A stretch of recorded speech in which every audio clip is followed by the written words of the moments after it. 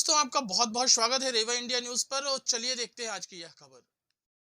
अभी समाचारों के माध्यम से ज्ञात हुआ कि केंद्रीय कानून और मध्य प्रदेश लेबर एक्ट में सुधार करने की बात माननीय मुख्यमंत्री जी ने कही है।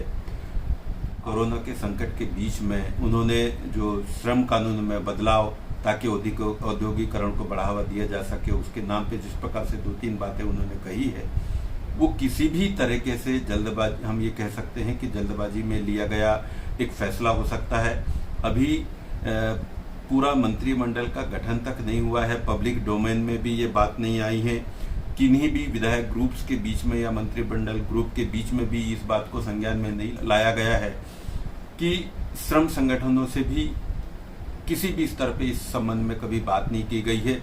सिर्फ कुछ ठेकेदारों के बातों को लेके शायद इस सुधार की बात की जा रही है, जिसमें एक बातें, एक जो पंजीयन की जटिलता की बात कहें, इसको काफी हद तक हम कह सकते हैं ठीक है, उसमें कमी करना चाहिए। लेकिन जिस प्रकार से 12 घंटे की शिफ्ट की बातें कही हैं, आज हमारे पास में लेबर की किसी भी हालत में कमी नहीं है और आज की तारीख में 12 घंटे की ड्यूटी कराना कितना एक कठिन काम है, कितनी एक असुरक्षा की भावना हो सकती है। हमारे पास में पर्याप्त लेबर है, बहुत बड़ी बेरोजगारों की हमारे यहाँ एक लिस्ट है।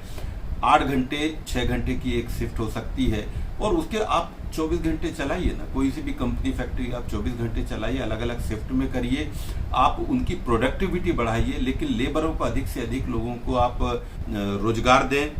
लेकिन 72 घंटे काम कराया जा सकता है जैसा कठिन जो बात है, ये तो हमें उन अंग्रेजों के कानून की याद आ गई कि जब कोड़े के भरोसे पे 12 घंटे 14 घंटे काम कराने की बात की जा रही थी। इसमें बहुत ही गलत डिसीजन ली जा रही है। एक दूसरा एक और है कि 50 श्रमिकों वाले जो ठेकेदार हैं उनको लाइसेंस की आवश्यकता नहीं पड़ेगी।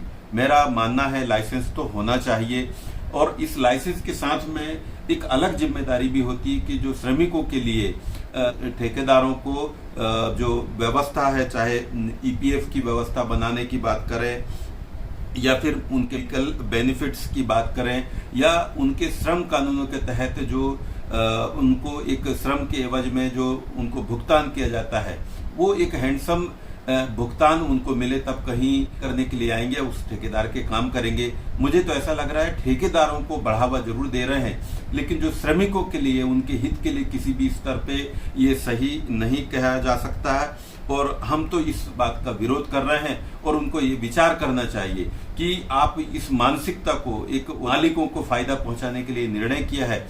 आज हमारे यहाँ की जो जनता, हमारे यहाँ के जो बेरोजगार लोग हैं, उनकी संख्या बहुत है। आज वो चाह रहे हैं कि उनको कहीं भी किसी भी स्तर पर रोजगार मिले।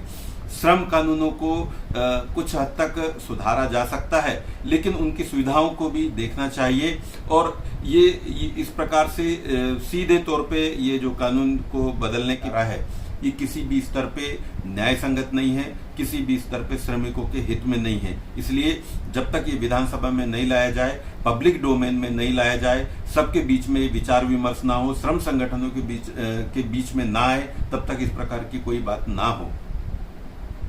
भारत दोस्तों, मैं हूं कमलेश मिश्रा और आप मेरे साथ देख रहे थे रेवा इंडिया न्यूज। अगर अभी तक आपने मेरे चैनल को सब्सक्राइब नहीं किया है तो प्लीज उसे सब्सक्राइब कर लें।